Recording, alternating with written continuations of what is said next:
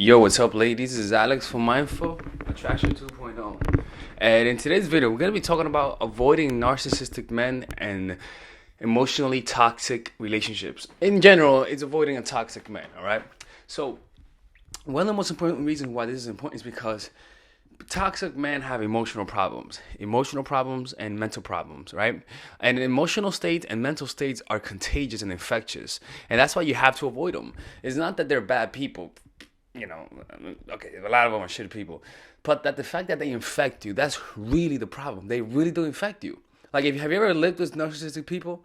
Your blood pressure rises. It's very true, right?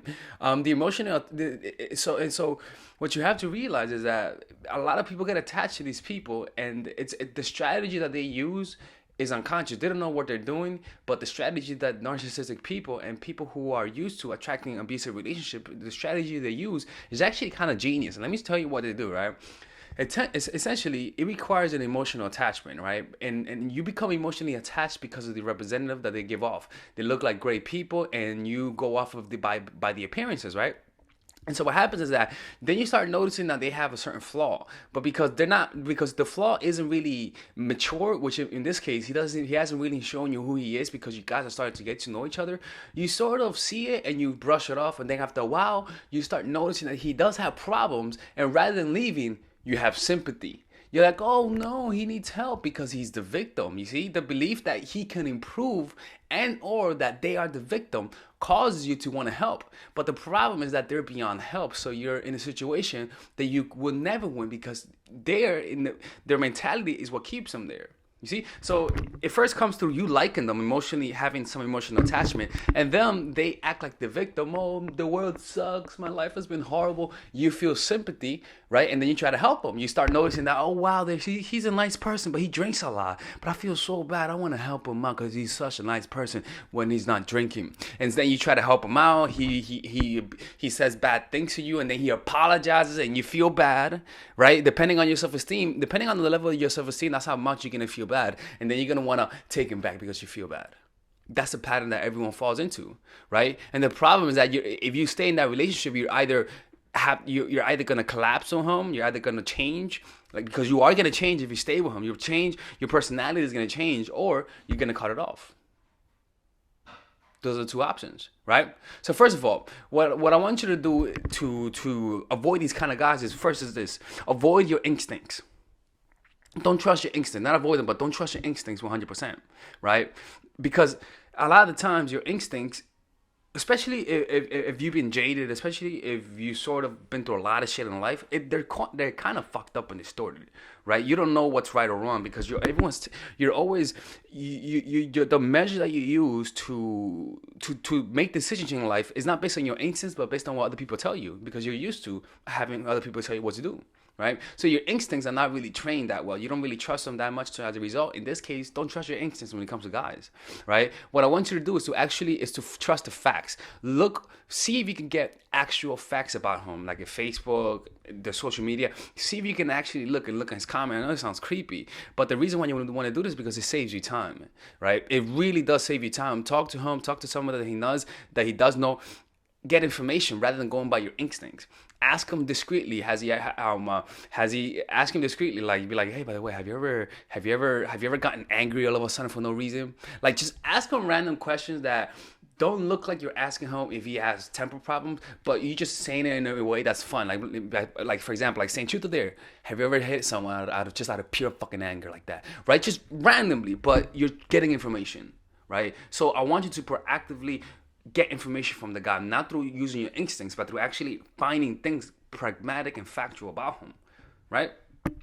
Because if he tells you that he hit someone in the past out of instinct, then there's something in him that makes him angry, and when he gets angry, he hits you, right? So you gotta look out for that. Don't go with oh, he looks like a nice person, you know. So don't trust appearances. That's what I'm saying. The second thing is don't trust appearances. It goes very well with this, especially when there's abundance and things are good, right? When things are perfect, when there's a honeymoon period, of course he's gonna act nice. Of course he's gonna show you his best face. But don't trust those appearances, especially in the first 3 weeks or 3 months. Just because they look like amazing people, they give the best, they fuck you the best, doesn't mean they're good people. You gotta, I always ask yourself, maybe he's different. Maybe I don't know him yet. Like, just really say to yourself, okay, maybe he's completely different from who he's showing me. Because it's not because you're doubting him, but because you just want to keep an open mind, so that when he does show you something, it doesn't go against what you believe in him, and as a result, your confirmation bias doesn't allow you to see what's in front of you. It's kind of like people who are into politicians. They love a certain politician that even though they go bonkers, they'll still defend them because they're not really defending him. They're just defending their precision of him. Their sense of self is attached to what they believe of him, right? So, that's why whenever, okay, so back to this. So go for the look for those signs, right? So don't trust your parents, especially when there's abundance and things are good, right? The sign that you want to look for is noticing how much he blames others for his problems. That's a pretty big thing. Notice when he talks about his life problems. Does he present himself as the victim? And does he present himself as the moral one? Does he really talk shit about people? And does he never talk bad about himself? Does he ever say, maybe I'm wrong?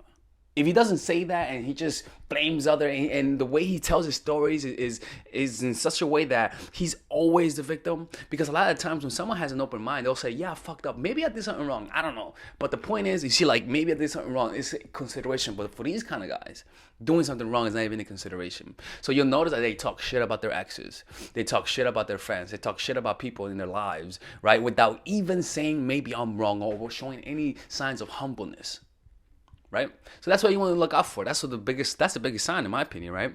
So and if you see that sign of him blaming others, what's gonna happen is that when you get, the closer you get to him, the more he's gonna blame you. Because we treat the people who we love the worst. Strangers, we treat them nicely because they're strangers, right? And they could be potentially dangerous. Well, people in our lives, we actually treat them worse because we're actually ourselves around them. Sometimes we treat them better because of who we are around people. Around people could be different from than being with someone. But the problem is that when you're around them, like I said earlier, you're gonna change if you don't leave them, right? You will change trying to help. Trying to change them will change you and not them. Because what's going to happen is that you're trying to change them, you're trying to help them, you're saying you got a problem, right? Will get them defensive. So as a result, they're going to be more who they are, but the problem is that now you are changing, right? Why? Because you're tolerating that kind of behavior. Your tolerance level for bullshitity gets lower and lower. I mean, it goes higher and higher. Also, the longer you are with him, the more invested you are in him changing. This means that you will stay when things look even impossible to change. It's kind of like it's kind of like saying, "Yeah, fuck it, man. I've rode with them since the beginning. Let me just go with the ship." Like, you know what I'm saying? Like, the longer you are with them, the more invested you are in the result. It's kind of like a I don't know. It's let me see an example of that in real life. But the point is, it's kind of like when you set your mind on something, and okay, it's kind of like when you set your mind to go to a party, and you got everything ready, and you're ready to go to the party, and then suddenly they tell you there's no party. You're like, fuck that shit, we're going out tonight. I don't give a fuck. Like that kind of investment where it's not just about going to the party, it's about just going out tonight. Right? So don't, and what I want you to do is this, is that if you're noticing that you consistently find these kind of relationships, these negative relationships, these toxic kind of guys, then you got to use that rule where you change according to the people around you. So if you're noticing that you keep attracting people with low self-esteem, you got to put yourself in an environment with people with high self-esteem. So what I would recommend is literally go to spiritual classes about like yoga, no religions because religion is too centralized. But go to yoga classes, go to book readings, like things that high consciousness people would do. And I'm not saying that high consciousness like fucking high consciousness, but I'm just saying people who are curious about life and who have a sense of wonder about reality and about their existence, right? So if you're someone who's negative, associate with people who are positive because their mentality is going to be infected. If you're someone who's isolated, force yourself to be around people who are social, right? If you're someone who's mean, force yourself to be around people who are nice. Like, you see what I'm saying? Use that rule of emotional states and mentalities being contagious, and use it for yourself. And if you do struggle hanging around people, then read books on people who you want to be like. All I'm saying is that be careful when you hang around people who have your own defects. Be careful, because what happens is that a lot of our defects are unconscious. We don't notice our defects because our minds are always distracting us. So as a result, when we are around around people, we tend to notice we are attracted to certain people, but we don't know why. But it's because we are connecting with them at the level of pain. Some of our pain is connecting with some of their pain, their insecurities, our own insecurity. It kind of like blends in, and we don't notice the blending in because it comes out in the form of love, right? And so what you have to do is consistently ask yourself, what's motivating your action, right? Consistently observe what's inside of you. Notice it. Notice if you feel antisocial. Notice the people who you hang around with, and ask yourself, is this feeling causing me to hang around these kind of people? And then notice the kind of people who you want to be like, and hang around them and find where they are. You see? Because what happens is that when you feel like the victim, when you feel like someone who life happens to them, right? You're gonna hang around people who think that way.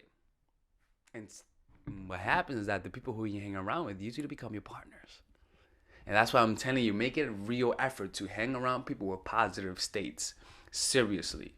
Okay? Hang around people with positive. It's like watching a YouTube channel. You watch a positive YouTube channel, you're going to feel better about yourself. You watch a negative YouTube channel, not this one, you're not going to feel good about yourself. So you got to hang around people who are positive. Like, I know it sounds fucking obvious, but it's the truth, right? Anyways, it's Alex from mindfulattraction.org. If you guys need one-on-one coaching, just go to mindfulattraction.org/innagamecoaching. coaching. If you guys want to attend my seminar, go to mindfulattraction.org/live seminars. And I think that's it. And take care. Bye-bye.